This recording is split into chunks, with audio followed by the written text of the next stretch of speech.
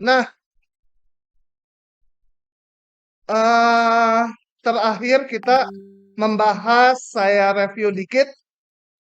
Kalau kita punya sebuah deret, kemudian dibentuk, ini punya sebuah deret, kemudian kita bentuk deret mutlaknya. Setiap setiap sukunya kita mutlakan. Ngobrol, pengen diguyur, bentar lagi. Kemudian kita mutlakan setiap sukunya. Nah, kemudian kita peroleh pasti deret positif ya. Nah, kalau deret mutlaknya konvergen, maka deret semula pasti konvergen. Dan itu disebut konvergen mutlak.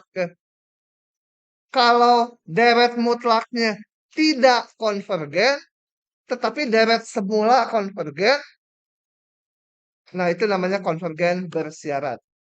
Kemarin kita udah bahas 3 contoh, saya akan lanjutkan dengan contoh 4. Coba kita lihat deret ini. Ditanya, apakah konvergen mutlak, bersyarat, atau divergen? Oke, kita lihat soal yang keempat. Nah, selalu kalau ditanya menyangkut konvergen mutlak, coba dicek dulu deret mutlaknya.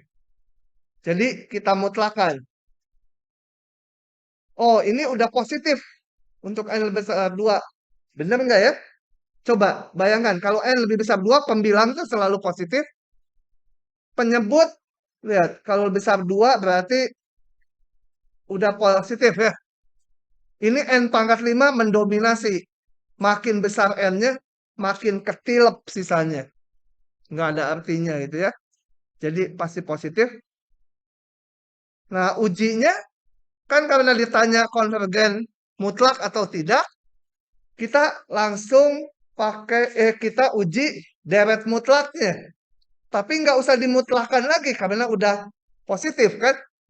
Deretnya udah positif, nggak usah dimutlakan lagi. Dimutlakannya sama dengan dia sendiri itu. Nah, jadi langsung kita uji ini pakai apa ujinya? Yang bentuk. Hah? Nggak bisa, hasil bagi hasilnya 1 nanti rohnya. Kalau pangkatnya konstanta, banding atau banding limit. Ya, yang nggak tahu saya pakai apa ini. Kayaknya dua-duanya bisa ini. Oke, pembandingnya apa? Yang dominan dibagi N45 ya.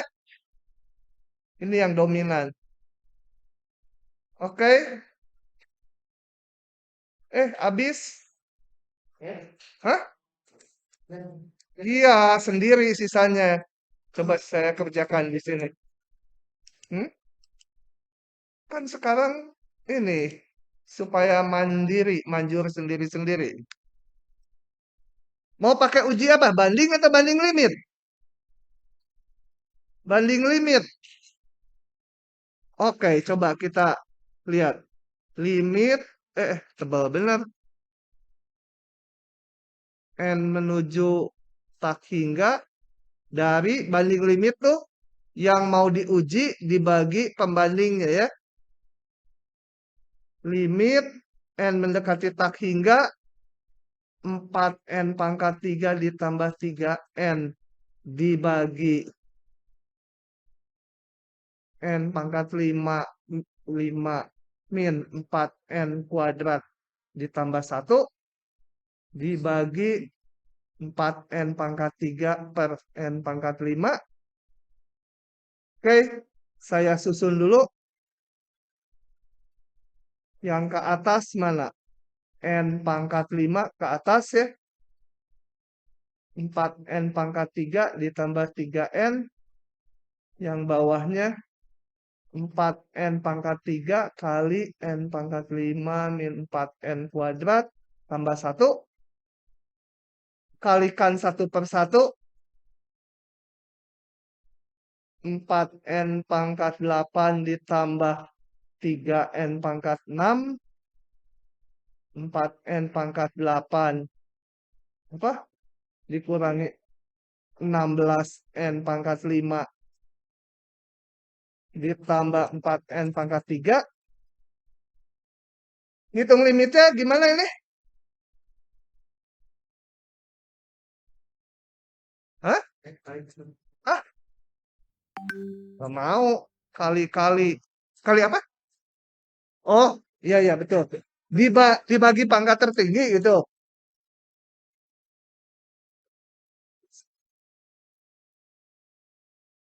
Limit. Kalau diubah ke X pakai L'Hopital juga bisa. 3 per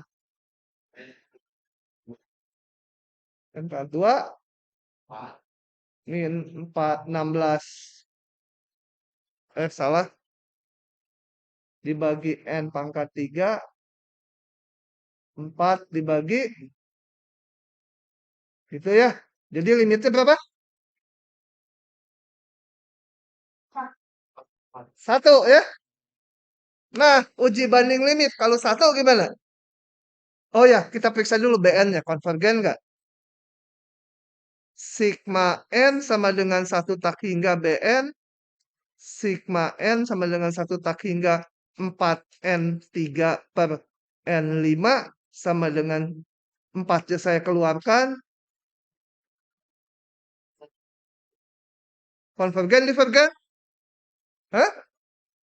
Guyur lagi. Kenapa konvergen? Ah, iya,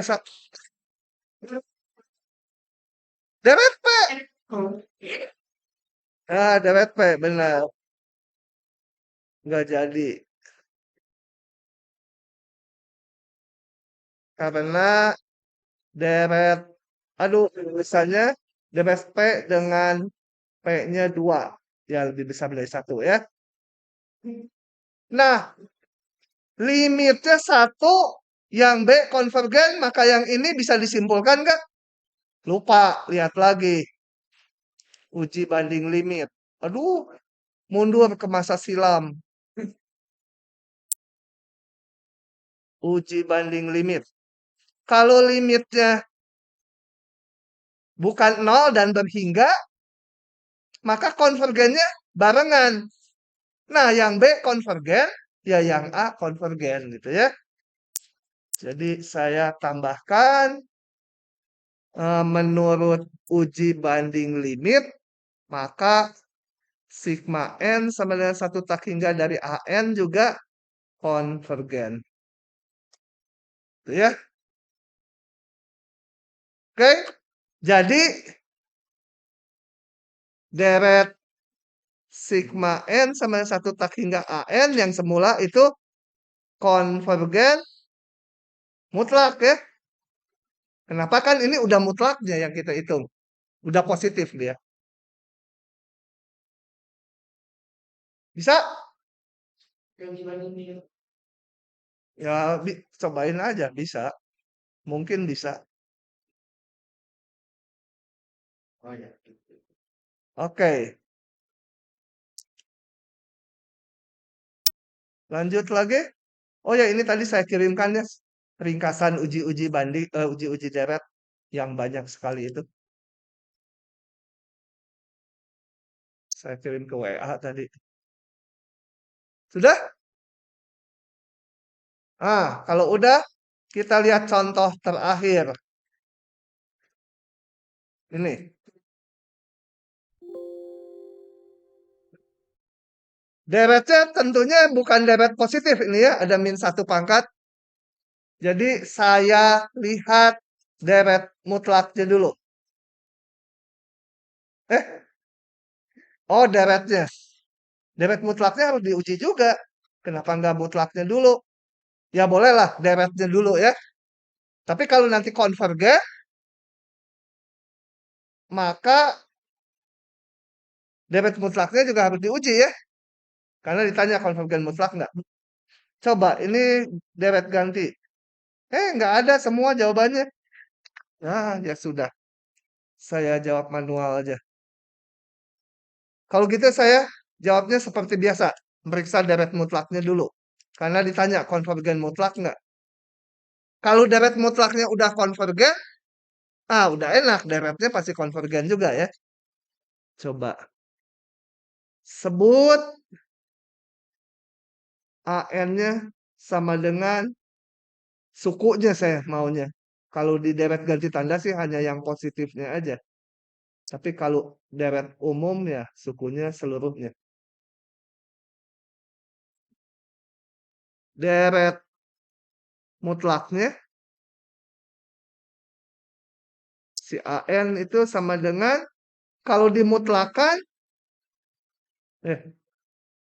sama dengan kalau dimutlakan yang ini jadi selalu satu ya. Karena min satu pangkat itu hasilnya min satu atau satu. Dimutlakan jadi satu. Bawahnya udah positif. Jadi tinggal gitu. Tanda mutlaknya udah nggak perlu lagi. Gitu ya. Karena min satu pangkatnya jadi selalu satu. Nah, kita periksa. Sigma N sama dengan 1 tak hingga dari 1 per akar N tambah 1 ditambah akar N. Gimana ini ya? Pakai apa nih ujinya? Kalau limit sukunya aja 0 ya. Limit sukunya 0 kalau ininya aja. Jadi deretnya? Hah? Nggak bisa ditentukan. Terus pakai apa ini? Hah? Integral ini susah. Integral mah nanti belakangan. Hah?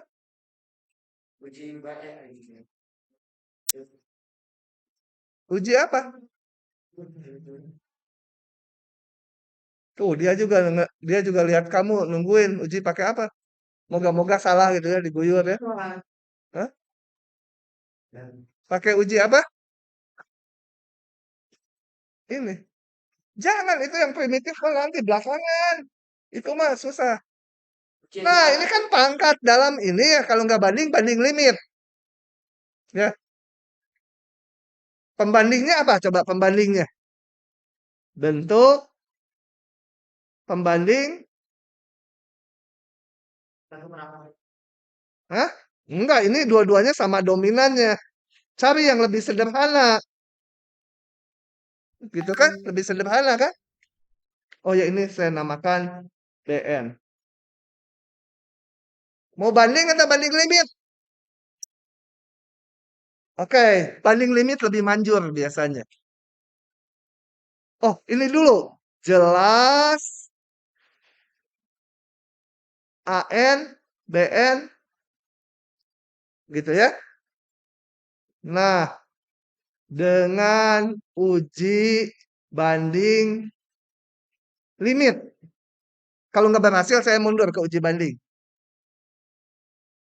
Limit N mendekati tak hingga yang mau diuji dibagi pembandingnya, jangan terbalik ini ya.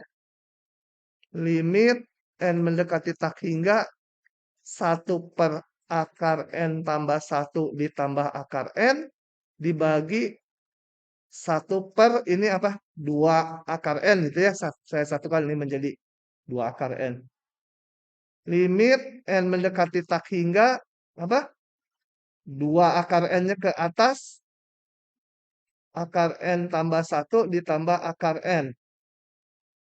Dikalikan pangkat, dibagi pangkat tertinggi ya. Gitu. Sama dengan limit N mendekati tak hingga 2 per berapa tuh? Ini masuk menjadi dibagi akar N 1 ditambah 1/N gitu ya. Yang ini dibagi ini jadi akar 1 gitu ya. Jadi limitnya berapa? 1. Nah, sekarang kita lihat barisan deret BN. Sigma N sama dengan 1 tak hingga BN sama dengan sigma N sama dengan 1 tak hingga 1 per 2 akar N sama dengan sigma N sama dengan 1 tak hingga seperduanya saya kedepankan. Konvergen, divergen? Hah? Baru juga tadi. Hah? Karena Nah, deret P divergen ya. Divergen karena deret P. Makanya deret P saya bilang juga sering dipakai untuk menentukan deret yang lain. Dengan P-nya setengah pangkatnya ya. N pangkat setengah kan itu. Kecil dari 1. Gitu. Nah, limitnya 1, kemudian yang ini divergen, yang BN. Kesimpulannya apa? Menurut uji banding limit, maka sigma N sama dengan 1 tak hingga, bukan AN ya, bukan AN, sorry. Ini mutlak ya, sorry. Ini mutlak AN ya. Mutlak AN. Yang AN-nya mah yang awal. Sorry, mutlak AN nih. Oke. Maka mutlak AN konvergen divergen tadi. Yang B divergen. Limitnya 1. Jadi, hah? Kumaha. Lihat lagi. Uji banding limit. Lupa lagi, lihat lagi gitu. Nanti apal kalau ngerjain latihan gitu ya. Lihat lagi uji banding limit. Nah, limitnya berada di sini. AN bagi BN. Berarti bareng-bareng kekonvergenannya. Yang BN divergen. Maka ya mutlak AN juga yang di kita mutlak AN ya. Divergen juga. Kan yang kita lihat mutlak AN-nya. Yang AN-nya nanti ada minus ya. Itu divergen juga. Nah, deret mutlaknya divergen. Deret yang tanpa mutlaknya berarti harus diuji. Gitu ya. Kalau ini konvergen mah enak. Yang tanpa mutlaknya udah pasti konvergen. Ini divergen. Nah, kita lihat sekarang deret semula. Deret awal sigma N sama dengan 1 tak hingga AN sama dengan sigma N sama dengan 1 tak hingga apa tadi? Min 1 pangkat N tambah 1 dibagi akar N tambah 1 dikurangi akar N. Ini adalah deret ganti tanda. Suku-sukunya, oh ini jangan, ya suku-sukunya kalau saya sebut AN gini berarti sukunya seluruhnya. Tapi kalau diganti tanda, kita ngelihat yang bagian positifnya aja ya. Saya sebut CN sama dengan 1 per akar N plus 1 min akar N. Jadi yang menyebabkan min plus itu dihilangkan. Ini kan ini min plus min plus. Oh ininya. Iya ya. Gitu ya. Nah, gimana? Bandingkan dengan CN plus 1. 1 per akar N plus 2 akar N plus 1. Mana yang lebih gede? Kan kita harus monoton turun dulu baru boleh pakai uji deret ganti tanda.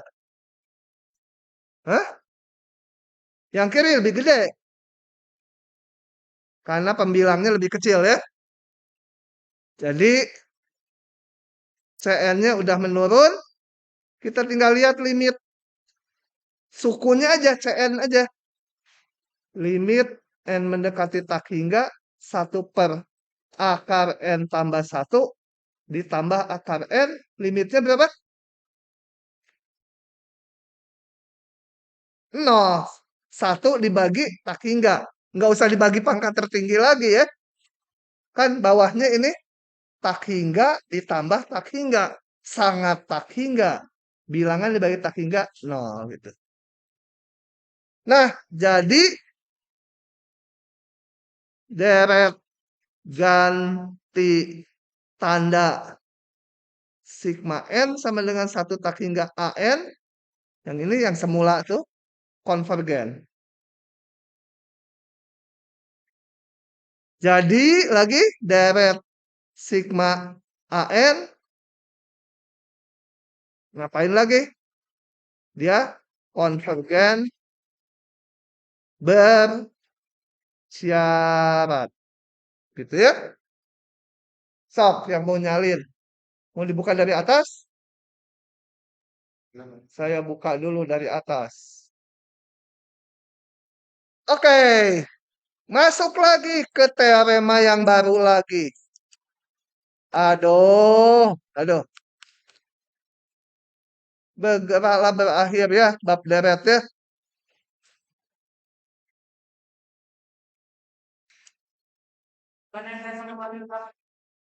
Iya, pakai pengawas lain. Oke. Berikutnya ada yang namanya uji hasil bagi mutlak. Kemarin kita udah belajar uji hasil bagi. Coba kita lihat lagi. Uji hasil bagi itu untuk ini. Nah, dia. Uji hasil bagi itu untuk deret-deret yang positif. Terutama yang bentuknya kayak gini-gini ya. Pangkatnya dalam N atau faktorial gitu. Nah, caranya limit AN plus 1 dibagi AN gitu ya. Kemudian dibandingkan ke sini. Oke, begitu. Sekarang akan membahas uji hasil bagi mutlak. Nah, uji hasil bagi mutlak tuh sama dengan uji hasil bagi, cuma ininya dimutlakan. Nah, kalau dimutlakan kan deretnya meskipun nggak positif jadi positif kan? Betul nggak? Kalau dimutlakan. Jadi uji hasil bagi mutlak nanti boleh dipakai untuk sebarang deret. Nggak harus deret positif. Kalau uji hasil bagi harus deret positif. Oke, kita lihat uji hasil bagi mutlak. Sama aja ngitungnya. Diberikan sebuah deret, sekarang nggak harus positif. Bebas. Mau deret ganti tanda, mau deret acak-acakan, min plus, min plus plus gitu. Nggak apa-apa ya. Tetapkan ro-nya sekarang limit kayak uji hasil bagi, tapi mutlaknya. Seolah-olah deretnya dimutlakan. Kalau didapat ro-nya kecil 1, maka deret mutlaknya ini konvergen. Jadi dia konvergen mutlak. Kalau besar 1 divergen, kalau 1, nah sial, nggak kepake ujinya. Ya. Kita lihat contohnya 1 aja. Ini sengaja dikasih yang ada bentuk ini, supaya cocok dengan uji hasil bagi. Oke, periksa kekonvergenan ini. Konvergen mutlak, konvergen bersyarat, atau divergen. Jadi kita periksa deret mutlaknya. Ya. Dengan uji hasil bagi mutlak itu otomatis yang diperiksa udah deret mutlaknya. Ya. Karena uji hasil bagi mutlak kan dimutlakan AN plus 1 per AN-nya. Nah, kalau dimutlakan min 1 pangkat ini selalu 1. Karena ini faktor ini kalau nggak min 1 ya 1. Dimutlakan jadi selalu 1. Jadi saya nggak tulis lagi min 1 pangkatnya. Tinggal AN plus 1-nya ini 3 pangkat N plus 1 dibagi N plus 1 faktorial. Dia udah positif, jadi nggak usah dimutlakan ya. Tanda mutlaknya kenapa hilang? Karena udah positif. Dibagi ini juga udah positif. Sederhanakan. Berapa hasilnya? Hasilnya berapa limitnya? 0 ya. Bilangan bagi tak hingga. Dengan demikian, karena rho-nya 0, coba kita lihat lagi ke sini. Kecil 1, sekarang kesimpulannya menjadi deretnya konvergen mutlak. Karena pakai uji hasil bagi mutlak. Ya. Oke. Lanjut lagi.